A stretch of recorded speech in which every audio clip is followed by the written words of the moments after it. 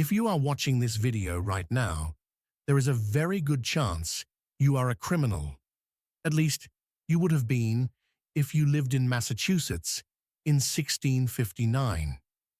Back then, the General Court decided that observing festivals that were superstitiously kept in other countries was illegal. That included Christmas. The Puritans didn't view Christmas as a time for Santa and stockings.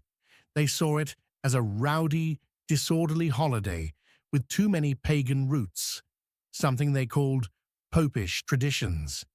If you were caught feasting, taking the day off work, or just acting too happy on December 25th, you were fined 5 shillings. To put that in perspective, that was a significant chunk of a week's wages for a laborer. So, just by celebrating the holidays the way most of us do today, you would have been an outlaw.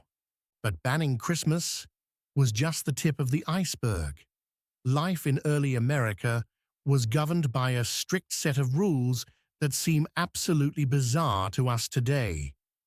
Let's look at 6 perfectly normal things you do now that could have gotten you in trouble in colonial America. First up, let's talk about the fashion police. And I don't mean people judging your outfit on Instagram, I mean actual laws telling you what you could and couldn't wear. In the Massachusetts Bay Colony, they had something called Sumptuary Laws. These were laws designed to keep everyone in their proper social class. You couldn't just buy nice clothes because you had the cash. You had to be high class enough to wear them. For example, if your estate was worth less than £200, wearing things like gold or silver buttons, silk hoods, or great boots was actually illegal. They even regulated the size of the lace on your collar and whether you could have slash sleeves to show off the fabric underneath. Authorities could fine you for excess in apparel if they thought you were dressing above your station. Basically, the government legally mandated that if you were poor, you had to look poor. You weren't allowed to fake it till you make it in the 1600s. Number 2 is a crime specifically for the gossipers. It was called being a common scold. This law was almost exclusively targeted at women who were considered too loud, too argumentative, or who gossiped too much and caused strife among their neighbors. If you were convicted of being a common scold, the punishment was humiliating. You could be sentenced to the ducking stool. This was exactly what it sounds like, a chair attached to a long wooden beam by a river or pond. The local magistrate would strap you into the chair and dunk you into the water repeatedly in front of the entire town. It was designed to cool your temper, literally, and shame you into silence. So, if you've ever gotten into a heated argument in a comment section or ranted about your neighbor in colonial times, that might have earned you a public bath. Next, we have the no fun on Sunday rule, also known as blue laws. In many Puritan colonies, especially places like Connecticut, the Sabbath was strictly, and I mean strictly, for church. That meant no traveling, no cooking beyond the absolute basics, no sweeping the house, and definitely no leisure activities. Running, jumping, or simply walking too fast on a Sunday could get you in trouble. In fact, churches often had a designated official called a tithing man. His job was to patrol the congregation during the incredibly long sermons. He carried a long stick.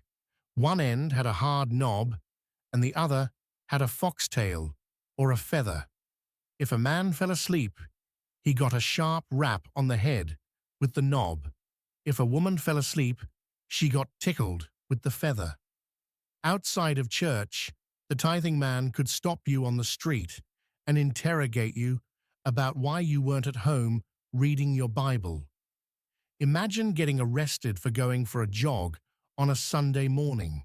That was reality in New Haven. Moving on to number 4, let's talk about a law that sounds like a bad rom-com plot. In 1770, the New Jersey legislature introduced a bill regarding marriage and cosmetics.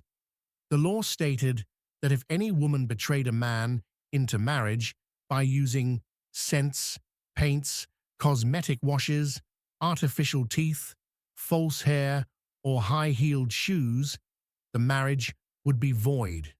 But it gets worse. The law also said that the woman would be subject to the same penalties as those used against witchcraft. Essentially, if you contoured your face too well or wore heels to look taller, and a man married you because of it, the government considered that fraud and potentially witchcraft. While this law wasn't widely enforced like the others, it shows just how much the government wanted to regulate even the most personal aspects of private life. Number 5 isn't a crime you committed, but a weird law about how you paid for your crimes. It's the law of tobacco money. In colonies like Virginia, hard currency, gold and silver coins, was incredibly rare. So, the government made tobacco legal tender. You could pay your taxes, your court fines, and even the local priest's salary in pounds of tobacco. This created a weird economic loophole. People would often try to pay their debts with trash tobacco, the worst, most dried-out leaves from the bottom of the plant. They'd bundle the bad leaves on the inside and put the good leaves on the outside to fool the tax collector. To stop this, the government had to pass strict inspection laws, burning millions of pounds of bad money. Imagine trying to pay a speeding ticket today with a bag of homegrown vegetables and then getting in trouble because the vegetables were rotten. Finally, we have the darkest law on the list, the stubborn child law. We usually think of teen rebellion as a normal phase, but in 1646 Massachusetts, it was a capital offense.